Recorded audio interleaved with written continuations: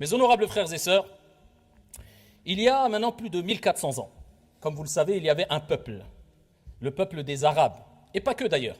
Mais parmi eux, la grande majorité d'entre eux était un peuple très dur, ni foi, ni loi. Beaucoup d'entre eux, des sauvages, et pas que d'ailleurs. Regardez l'histoire et revenez en arrière et vous verrez que beaucoup de peuples étaient très sauvages. Et parmi ces peuples, il y avait le peuple des Arabes. Ils adoraient tout et n'importe quoi, ils adoraient des statues, ils étaient très violents, ils enterraient leurs filles vivantes. Vous imaginez? Je ne sais pas si dans l'histoire il y avait des peuples aussi durs. En tout cas, ils faisaient partie des peuples les plus durs. Au cœur les plus durs. Ce n'est pas pour rien qu'Allah Azza wa Jalla a envoyé le prophète Mohammed alayhi salatu wassalam, qui a été envoyé comme Dieu l'a dit dans le Coran, rahmatan lil alamin, miséricorde pour les mondes, pour l'humanité. À eux, ils en avaient vraiment besoin. Ils buvaient, ils frappaient, ils violentaient, ils versaient le sang. C'était des sauvages pour un grand nombre d'entre eux. Pas tous, bien sûr.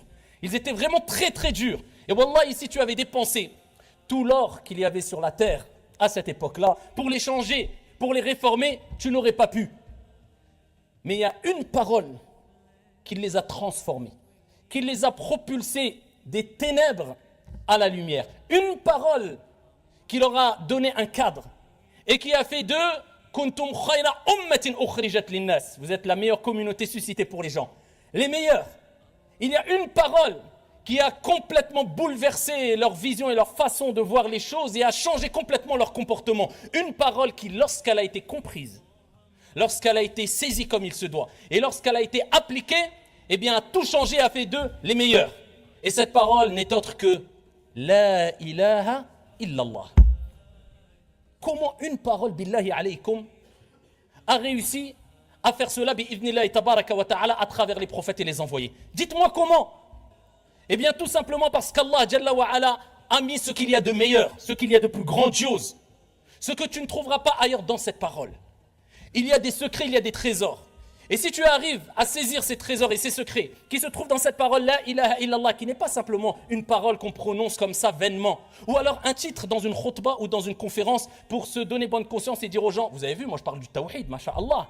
Parce que certains n'ont presque rien compris du tawhid quand ils pensent que parler du tawhid et de la ilaha illallah, c'est simplement de mentionner le mot tawhid. Non, c'est bien plus profond que cela. At-tawhid, c'est un mode de vie. At-tawhid, c'est l'adoration qu'on voue exclusivement à Allah Azza wa Jal. At-tawhid, c'est miftahu as-sa'ada fi dunya wal jannah fi al-akhirah. C'est la clé du bonheur ici-bas et du paradis dans le delà. At-tawhid, c'est le sujet le plus important.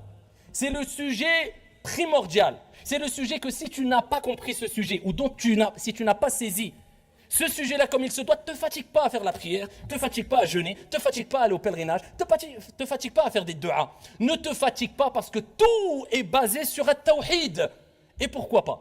Alors qu'Allah dit dans le Coran, Inna Allah la yaghfiru an yushraka bih. Alhamdulillah. Inna Allah la yaghfiru an yushraka bih. Heureusement qu'Allah, regardez, il nous rappelle sa grande miséricorde, il nous dit que, à part le shirk, qui est l'opposé du tawhid, l'associationnisme, le fait de donner des associés à Dieu, à Allah subhanahu wa ta'ala, eh bien Allah, il ne pardonne pas cela. Sauf si tu te repens, bien sûr, avant ta mort. Mais si tu meurs dans cet état-là, et chacun est libre de croire à ce qu'il veut, mais nous, dans la croyance de l'islam des musulmans, nous avons cette croyance ferme que tu ne peux pas accéder au paradis sans avoir concrétisé et sans être mort sur La ilaha illallah. Il n'y a de divinité digne d'être adorée en dehors d'Allah Azza wa Jal. Oui, il y a d'autres divinités. Nous les considérons comme des fausses divinités.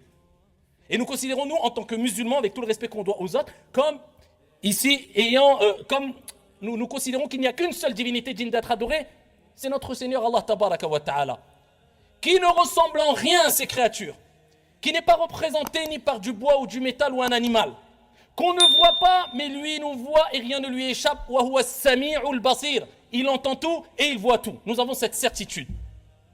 Eh bien, at-tawhid, c'est la base. Allah ne pardonne pas qu'on lui associe quoi que ce soit. Mais en dehors de cela, il pardonne à qui il veut. C'est-à-dire que peu importe les péchés que tu as commis, c'est possible. Dieu se donne cette possibilité et il fait ce qu'il veut, subhanahu wa ta'ala. Il nous le rappelle, qu'il te pardonne ou pas. Mais par contre, si tu meurs sur autre chose que la ilaha illallah, Dieu nous dit Inna Allah la yaghfiru an yushraka bih. Et c'est pour cela que le prophète sallallahu alayhi wa sallam nous dit Man mata la yushriku billahi shay'an dakhala al-jannah. Celui qui meurt alors qu'il n'a donné aucun associé à Allah subhanahu wa ta'ala. Mais on va voir, hein, c'est pas simplement c'est bon, je n'adore pas de statue, moi je suis dans le tawhid et j'ai adoré Allah comme il se doit. Non, c'est beaucoup plus profond que cela, vous allez le voir. Celui qui meurt sans avoir donné des associés à Allah Azza wa Jalla, il rentre au paradis. Et dans un autre hadith fi sahih, le prophète alayhi afdalus salati wa azka taslim nous dit man kana akhiru kalamihi la ilaha illa Allah dakhala al-jannah. Et c'est pour cela qu'il est important de répéter au plus la ilaha illallah jusqu'à ton dernier souffle. Le prophète il nous dit alayhi salatu wa salam, celui qui meurt et celui dont la dernière parole est la ilaha illallah, il rentre au paradis. Et dans un autre hadith, le prophète alayhi salatu wa salam fi sahih, il nous dit laqinu mawtakum la ilaha illallah. Faites répéter à vos morts, c'est pas la personne qui est morte. Al-ulama fassaru al-hadith, ils nous ont rappelé que c'est la personne qui est inda sakarat, akhir al-lahadat. Au moment de l'agonie, dans les derniers instants, on lui dit la ilaha illallah, doucement, la ilaha illallah, pour qu'il parte et quitte ce monde avec le plus grand des bienfaits. A'zamun ni'am. Le plus grand des bienfaits, c'est quoi?